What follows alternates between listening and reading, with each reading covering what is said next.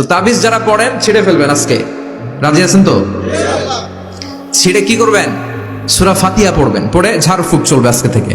ঝাড়ফুঁক করা সুন্নাহ। আর তাবিজ দেয়া হচ্ছে বিদআহ, যেটা বিশ্বনবী শেখায় নাই, সাহাবারা শিখায় নাই, ওইটাতে আমরা যাব না। ঝাড়ফুঁক করবেন। আয়াতুল কুরসি পড়লে জিনভূত আসতে পারে? কথা বলেন। সূরা ফাতিহা পড়লে আর অসুস্থতা থাকতে পারে? বিশ্বনবীর সাহাবারা একবার সফরে বেরোলেন। সফরে বেরিয়ে হঠাৎ দেখলেন মরুভূমির মাঝখানে কিছু লোক জটলা পাকিয়ে রেখেছে, একটা লোক শুয়ে আছে। আবু সাঈদ আল খুদরি ছিলেন ওই সফরের লিডার। বললেন, কি হয়েছে? তারা বলল, আমাদের নেতাকে সাপে কামড় দিয়েছে, আরেক বর্ণনায় বিচ্ছু কামড় দিয়েছে, বিষের ব্যথায় আমাদের নেতা মারা যাবে।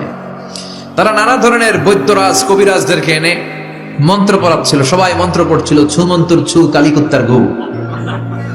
ছোট বাচ্চারা পড়ে, বুঝানোর জন্য বললাম, তারা হয়তো অন্য কিছু পড়ছিল।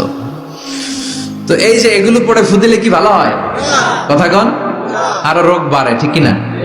বাচ্চার হাতে 2টা, গলায় 3টা, কোমরে 4টা, এগুলোর ওজনেই তো বাচ্চা অসুস্থ হয়ে যাবে।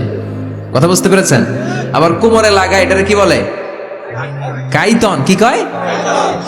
তাগা। চাচা বলতেছে তাগা। তাগা টাগা লাগাবেন না। সূরা ফাতিহা পড়ে আজকে থেকে ফু দিতে হবে। আমার মাইকের আওয়াজ নিশ্চয়ই শহরের অনেক দূর যাচ্ছে। মায়েরা, বোনেরা শুনে রাখবেন, অসুস্থ আপনি সূরা ফাতিহা পড়ে ফু দেন।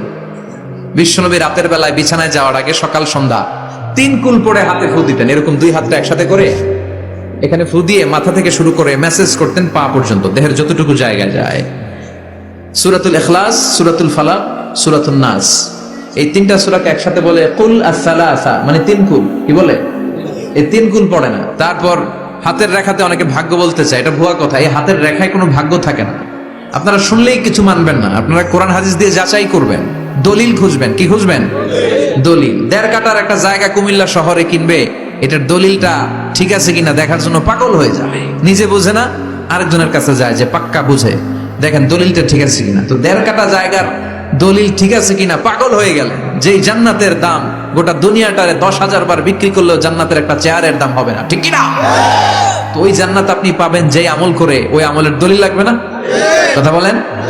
তবে বিনয়ের সাথে, কারো কাছে যখন দলিল চাবেন, বিনয়ের সাথে আগে বুঝে নিবেন কার সাথে কথা বলতেছেন। You have to know who you are talking with, you don't know who you are dealing with. অনেকে জানে না কার সাথে কেমন করে কথা বলতে হয়।